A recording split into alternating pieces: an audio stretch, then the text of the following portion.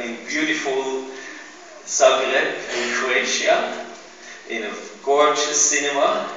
Everyone was exposed for the last hour to your creative closeness and to your great humanitarian nature. And they are eager now to come forward and ask you some question, if that would be all right, David. Fantastic, Roger Felix.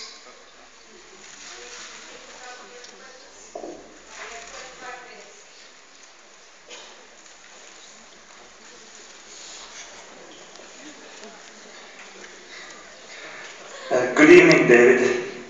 Good evening. I have one question. Do you think we heard a lot of your ideas and a lot of thoughts about this field of oneness where you dive into, where you transcend? Do you think this is the final destination of your consciousness? Because you seem to use it as a tool to make you work better in this world. To have, to have more creativity, to have world peace and everything, but this is all connected to this world where we are living now. Do you think a person, once transcendence, can stay in this field of blissfulness, or do you just have to use it to work in this world? Yeah. Thank you. Hope this makes sense. Okay. Good evening, ladies and gentlemen. It's nice to be in Croatia with you. This field of consciousness within, he asked if it's the final destination, and it is the final destination, because this field of consciousness within is unbounded, it's infinite, it's eternal, it's immutable, and it's immortal. And it is the thing that makes all the things, and it is the level of life that's always and forever been there. It's there right now, and it will be there forever. And when you transcend, you truly experience this deepest level of life and this consciousness, and when you experience it, you infuse some. So you start the process of expanding whatever consciousness you had before you got this technique to truly transcend. And expanding consciousness, as I think I said in the film, is expanding intelligence, creativity, happiness, love, energy, peace. These are the qualities of that consciousness within. And as you grow in consciousness, you can truly, the human being can attain higher states of consciousness and ultimately supreme enlightenment. And in supreme enlightenment, we are totality. This is the full potential of the human being. Totality. Zero suffering, zero negativity, absolute fulfillment, liberation, and infinite bliss. This is our potential, and it's every human being's birthright to one day enjoy enlightenment. Okay, please, the next question. Thank you. I think it's good. Okay. Hello, David. Hello, I can't see your face. How are you? Good, thank you. I want to ask you about mantras, and how do you understand how did Maharishi develop the system about mantras, and why is it specific for every human? Okay, that's a good question. As you heard in the thing, a mantra is a very specific sound, vibration, thought. Now, there might be thousands and thousands of mantras, but as my friend Charlie Lutz used to say, if you meditate on the word buttermilk, you're liable to end up in the dairy. We don't want to go to the dairy. We want to go to the transcendent and experience that transcendent and grow in that. The mantra that Maharishi gives is like a law of nature, designed for a specific purpose. And that purpose is to turn the awareness 180 degrees from out, out, out to within, within, within. And that mantra, turning the awareness within, allows us to dive through deeper levels of mind and deeper levels of intellect, and at the base of intellect, transcend and experience that ocean of consciousness, the deepest level of life, unified field, oneness, the source, the doctrinal kingdom of heaven, all these different names, but it's where we want to experience. When Maharishi came out in India with this technique, and this technique is not new, Maharishi didn't pick it up.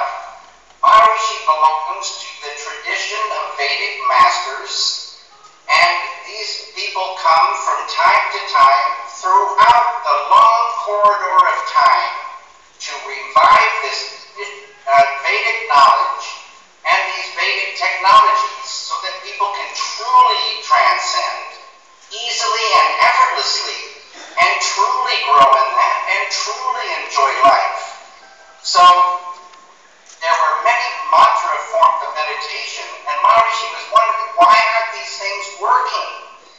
And he teach them this form of mantra meditation, and they got the experience that they were looking for.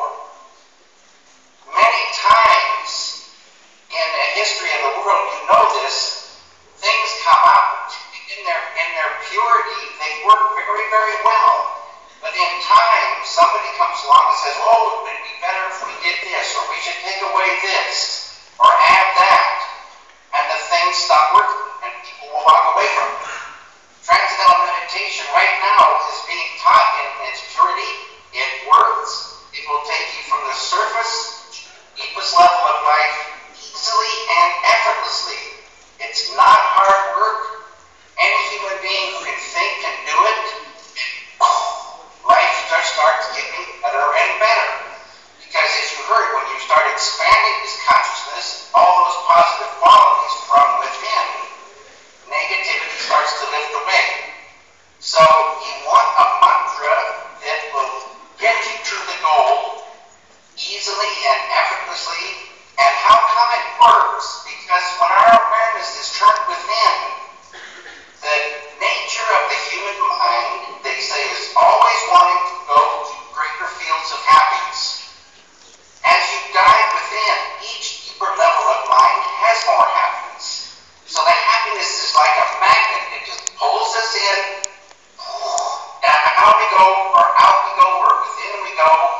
At the border, infinite happiness you experience. You wish you could stay there, but you pop out with thoughts. You'll dive again. And this process, day by day, unfolds the full potential of the human being, and all this happiness and creativity. It's an ocean of creativity, an ocean of happiness, an ocean of energy, ocean of peace within every human being. And that mantra you're given will get you there.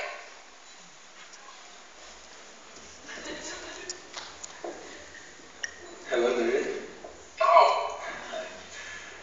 First, let me thank you in the name of all the TM teachers from Croatia.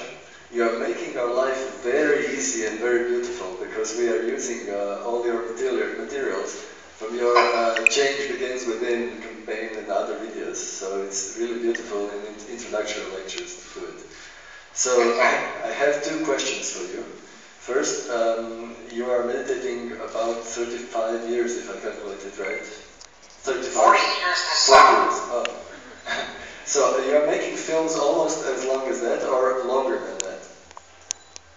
A little bit longer. So I didn't know that you were a meditator about 5 years ago. So I'm asking you about your coming out of the closet and taking out of this this responsibility of spreading this knowledge in this way throughout the world. How did this happen, you ask me? Yes. How? What prompted you to start doing this? Well, I always loved transcendental meditation because you get this technique, and it's your technique, and you don't have to do anything. You don't have to join any club, you don't have to pay any dues, you don't have to do anything except live your life and add this to your life. And yet, when people ask me, David, what are you doing going off into that room? And I'd say, I'm going to meditate. And if they were interested, they'd ask me, and I would tell them. But publicly, I never really talked about it. I didn't talk about it because a lot of times when you talk about something like that, then they start thinking all your films are about that, every single thing is about that, and it kind of muddies the waters.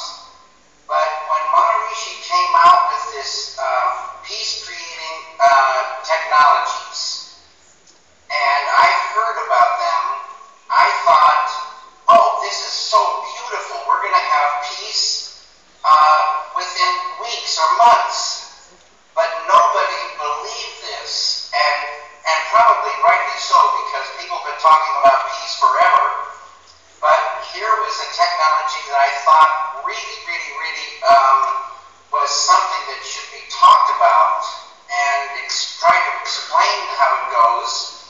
And when people weren't listening, I thought, well, the next time I go out, I might start talking about that and see if that understanding could grow and people would take advantage of these technologies. So that's how come I started in the beginning, I think.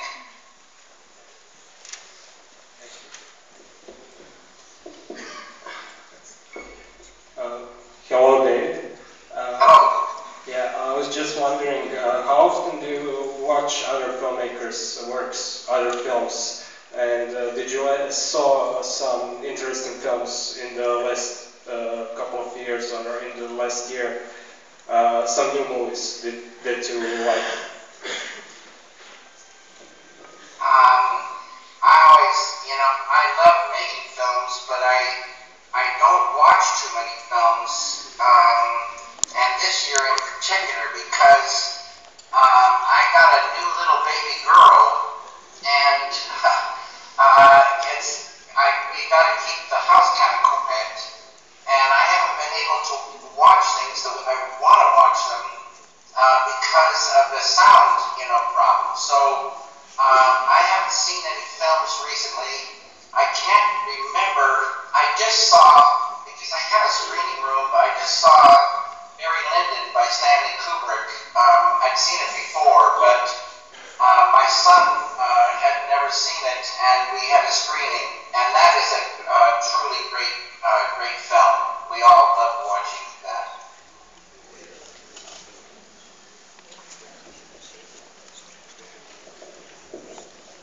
Hello, Mr. Lynch. Hello. Can you see me? Yes. Yes, all right, excellent. I have a simple question. How did the transcendental meditation help you in dealing with your own mortality? And if it has, how so? More mortality? Yes, exactly. Okay.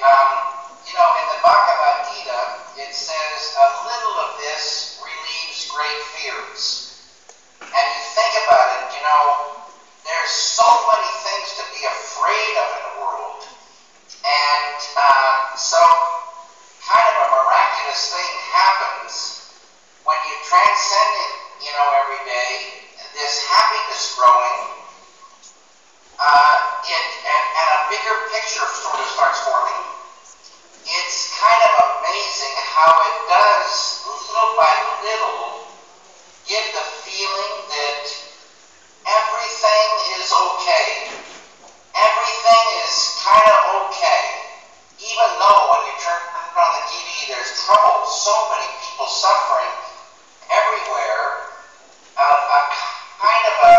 a feeling comes with this happiness that ultimately everything is okay, and a lot of these fears start to get less and less. And I wouldn't say that my fears have gone, completely, not at all, but they've certainly gotten less. And the happiness has certainly gotten more. So the enjoyment of all the things in life has increased. And this is a very, very beautiful thing. A very beautiful thing. Thank you, David. Hello there. I have two short questions concerning cinema. So first one, do you plan making any new movie in near future?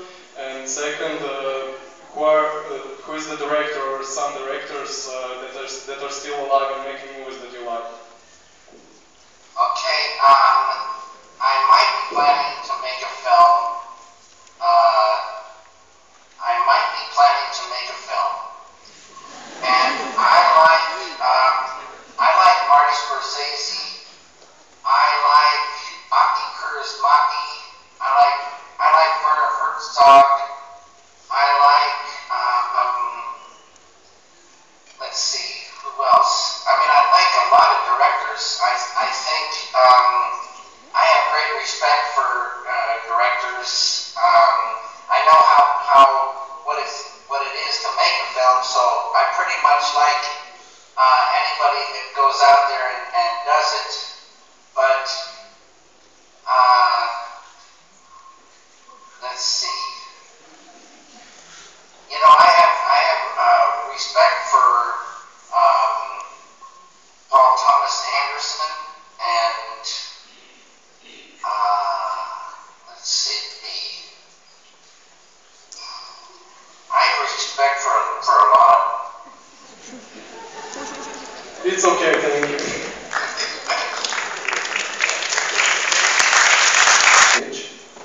Hello. Would you say, in your opinion, that the word God in Christianity and Islam and the word ultimate reality or Brahman is the same with the unifying field you speak of? One experiences while transcending. Now, I didn't understand the question. The word God, to me, the Almighty, Merciful Father, is universal. It doesn't matter what religion. Like they say there's the personal God and impersonal God, or they say that transcendent is the light of God.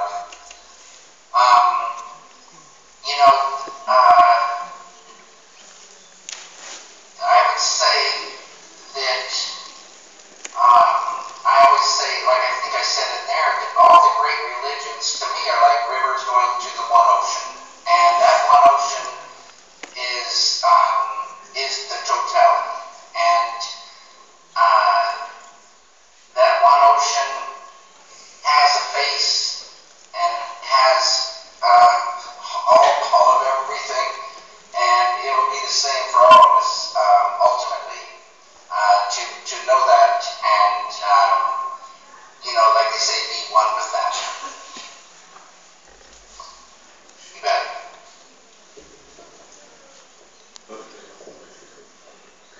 I will ask you very directly. My job is philosopher, and I wrote 2 essay collections. Das Ende der Philosophy. The End of Philosophy. Maybe go a little further away from the microphone. Okay. Wait a little bit. First, because the end of philosophy, and second, because we are genuinely new way of thinking, a way of thinking beyond religion and art and philosophy and science itself. And one thing different than you, what I'm different than, I even do not use name. I don't identify myself into anything. And after, I will say very directly, and I realized everything, what you have been talking, what you have been told us through your movie, the Ewigkeit, the eternity, the infinity, 2 years ago when I was 17. And after reaching that point, I found out the whole sources from everything. And now the question comes. I found out this life, why I overcome all of those things. Why you are you, why I am I, all the differences between people. And beyond that, the reality is beyond the time and space and life and death, you and me, all of those contrasts are fake. All of those contrasts it's not the truth. It's not something ultimate. So I reached that point. So I truly feel the sympathy in you. And then the question comes, so now we understand my poetry way of speaking. We are all fractals of this pentagram. We are, why you are you, why I am. We are all, each part of us. So what now I'm doing throughout this life, throughout my life, is that going up beyond the time and space, I'm now creating, devoting, incinerating my whole soul into creating genuinely new way of thinking. And also understanding why everyone, there's somehow 500 people in here, and why everyone are different. Why everyone, why the wholeness, once the wholeness are divided into parts. Why we are divided into parts? That's the question, and the genuine meaning of life. The thing that I'm devoted to. I feel a genuine sympathy with you. We are the same one. We come from the same source, but in different manifestation. So give me the answer of those general direction. I wish I understood all this is so beautiful. Are we all in different parts of the whole? Is that the question? Yes, we were once all one, but why we are divided into that? And the way of my life, creating genuinely new. Roger Felix, I wish I could hear. I can't understand. The sound is so bad. The genuinely new way of thinking. I'm incinerating my life to create genuinely new way of thinking. Beyond the life and death and time and space and you and me and all of those divisions, all of those relativism. And another question is, why humanity, why everything was once one, the whole sea, the one sea? Why things are divided into fractals? Why each one of us is divided into different manifestations? I know everything you're talking about. I realize you feel exactly the same. You know what? Now what they say is that it's the play and display of the Lord. And it's the play and display of the Lord. And the idea is, just like we make movies and we tell stories, we create a new world in cinema, and people have this experience of going into that world through the cinema and having experiences. And this whole, universe, there's supposed to be 10 different dimensions and so many places, so many experiences, and that's just this one universe. And there's supposed to be almost an infinite number of other universes. So many fantastic things going on. And it's this trip, and I don't know exactly why it's there. It's a trip of going in, getting lost, and then finding yourself. Going in, getting lost, and then finding yourself. That prodigal son comes home, and finding yourself is enlightenment. And so it's some kind of a fantastic game, this business of life. It's very, very real while you're in the field of relativity. Always there's the oneness, and always there's the diversity. And that's just the way it is. What? That's just the way it is? That's just the way it is.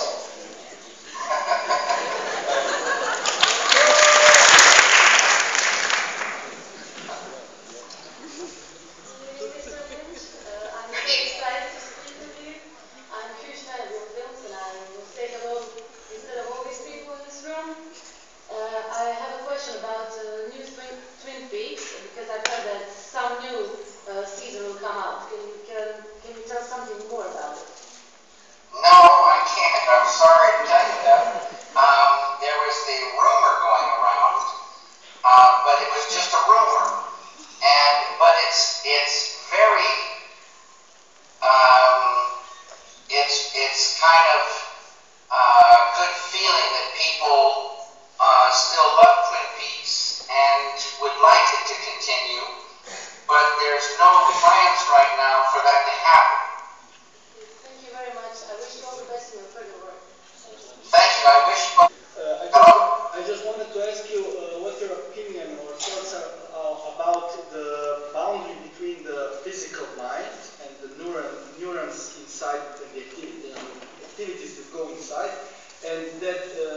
transcendental experience that one has during the meditation?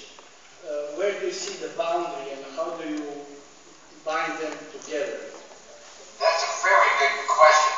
And I don't know, I'm not a doctor or I'm not a scientist, but we have a mind, and they said, you know, for many, many years that the human being only uses 5 or 10% of the brain. And everybody heard that. Everybody said, wait a minute, what's that other 95 or 90% of the brain for?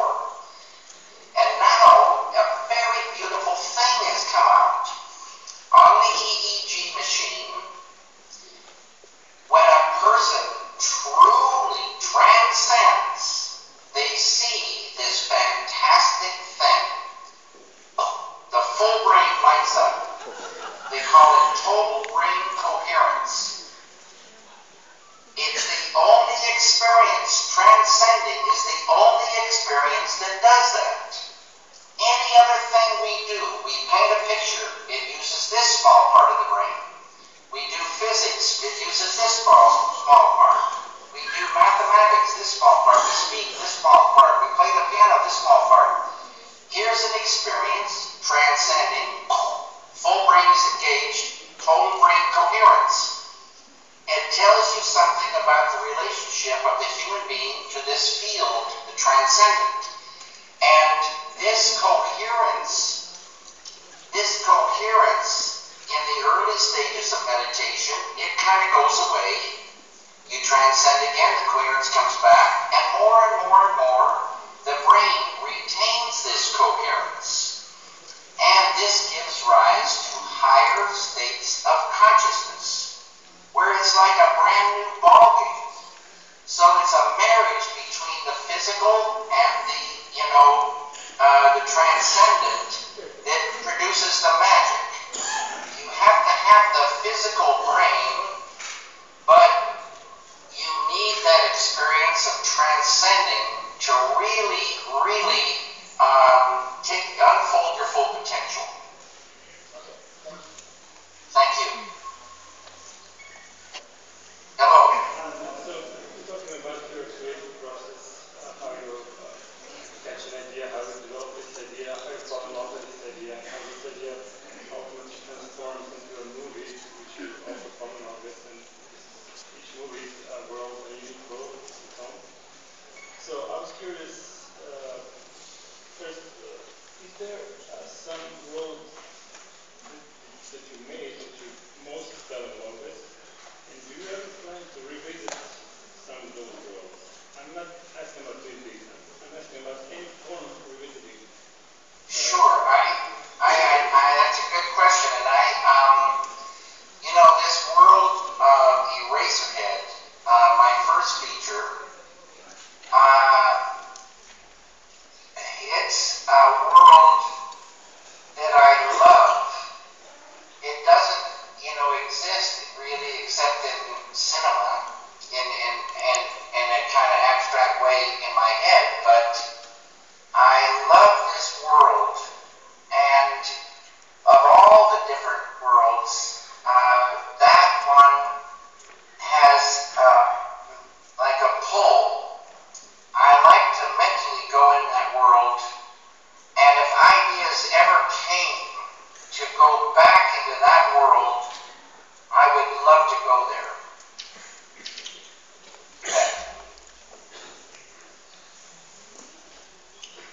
Mr. Lynch. Good evening. My name is Pervoy, and I had my diploma thesis based on your work, on the study of journalism. So I wanted to ask you, you always talk about ideas. I'm familiar with this situation when you include Frank Silva, who was, I think, worker at the costumes or so on your Twin Peaks. Props. Yes. So, can you tell us, please, when you come from this idea, how much do you stick to the script and how much you allow yourself to improvise some things on the set? And particularly, I meant, experienced sometime that you just went from an idea and then you developed that idea without the script? So that would be maybe two questions. Thank you very much for your answer. Yes, I think, the word improvisation to me means that you don't have ideas and you say, well, let's all just improvise and maybe something will happen. So I hate improvisation. I like the idea, if I'm going to make something, I'm going to make it because I'm in love with an idea that came. And I believe that we should be true to those ideas we fall in love with. So you keep working until that in front of you feels correct, thinking to the original idea. So you're true to the idea and the translation. That's very, very important. But always, I say, you should stay on your toes. Be alert because new ideas can come. And that's happened many times.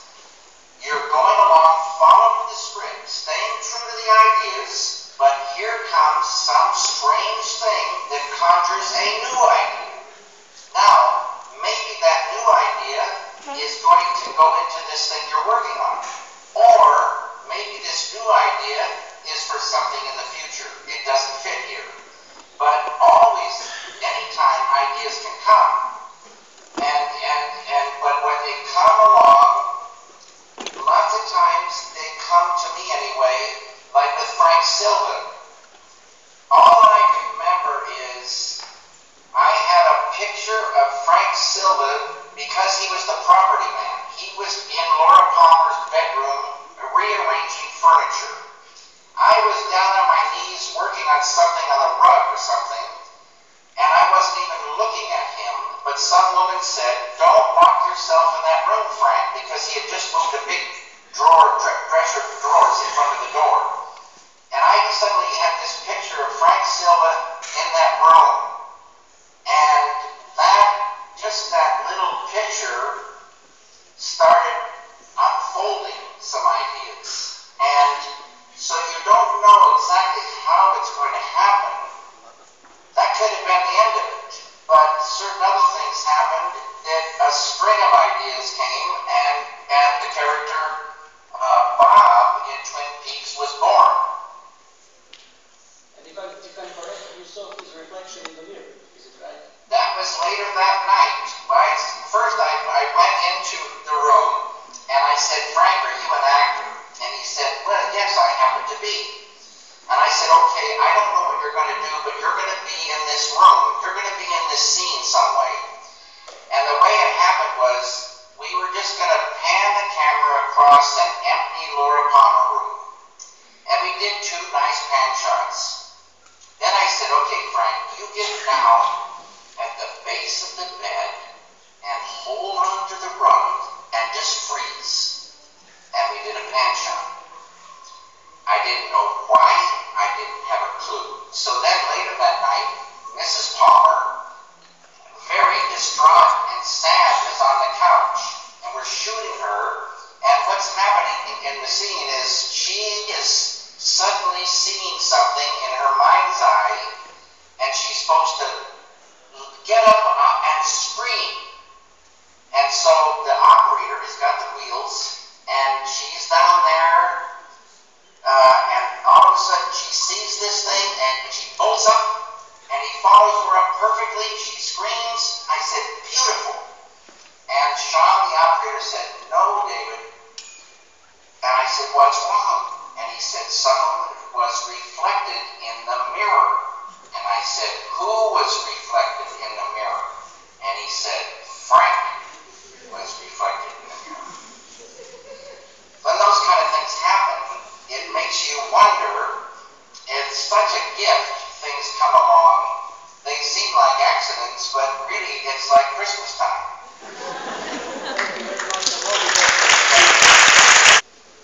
Fantastic, Sonia. I like to say the quote, I believe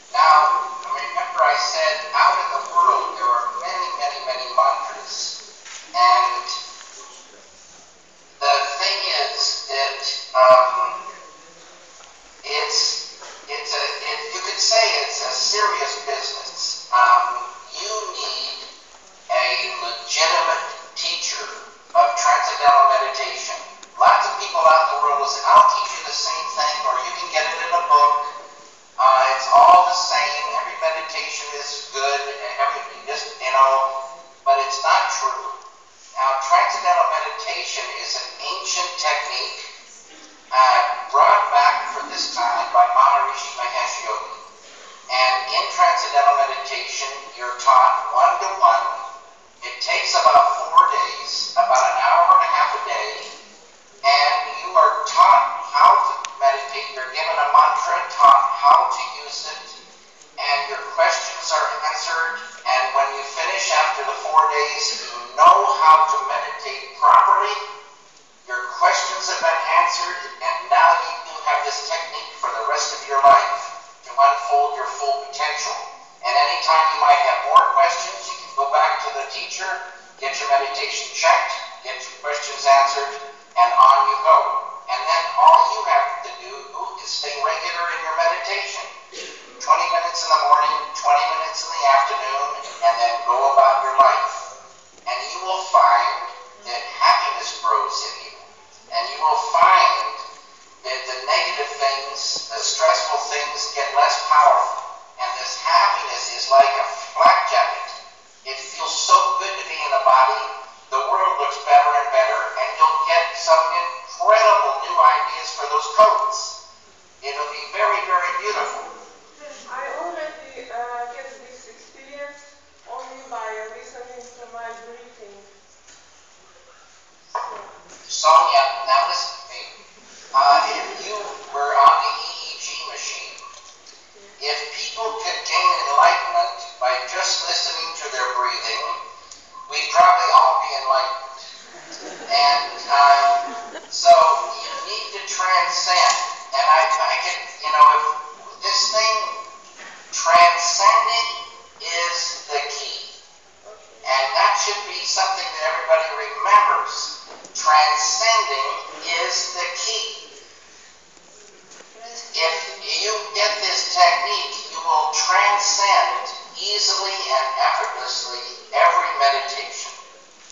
And if you get this technique, you will see the difference between listening to your breathing or concentrating or contemplating. These things keep you on the surface. And this is a technique that you'll dive within. You'll experience that transcendent. And you'll see how beautiful this is for the human being. Thank you very much. You're very welcome. Hello. Okay.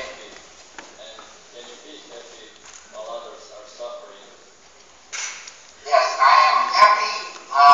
Happy is a relative term. I'm not enlightened, so I'm not infinitely happy, but I'm happier than I was even yesterday, and I'm getting happier as I go along. So, can you be happy while others are suffering? Yes, you can be. And it's like they say on the airplane, first put your own mask on and then help the person next to you put their mask on. It's like a suffering person really isn't in much good to help another suffering person, but somebody who's less suffering is more apt to be able to help and at least talk about something to others that has helped them, and maybe they can get that and help themselves. So it's possible. There's all different people in the world, all different levels of suffering, levels of happiness, but I really believe better times are coming when this suffering is going to let up, this negativity is going to let up, and people are going to start living in a peaceful world, and it's going to be real beautiful. This is what I believe. Thank you.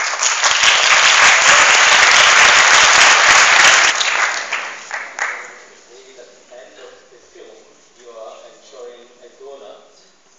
Here's a wonderful bakery called American Donut, and they have sponsored for all the 500 viewers here a donut. So everyone will go now and enjoy the donut. And afterwards we will go and enjoy this